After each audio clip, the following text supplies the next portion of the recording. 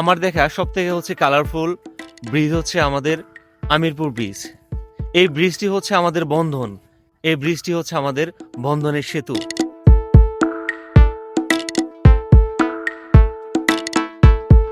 আমার পিছনে যে জায়গাটা দেখতেছেন এটা হচ্ছে পোড়াবাড়ি, এবং এ পাশে যেটা দেখতেছেন সেটা হচ্ছে আমিরপুর। এই ব্রিজটাতে আমাদের দুই অঞ্চলের মানুষের যেরকম উপকার হয়েছে, আমি আশা রাখি এই দুই অঞ্চলের মানুষের সম্পর্ক আরো মজবুত হবে, আমাদের যোগাযোগ ব্যবস্থা বাড়বে, আমাদের চলাচল যত বাড়বে আমাদের সম্পর্ক আরো অটুট থাকবে।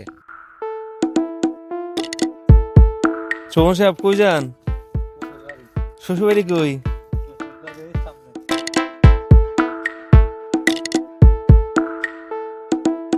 অবশেষে আমাদের দীর্ঘদিনের ভোগান্তি শেষ হয়ে গেছে।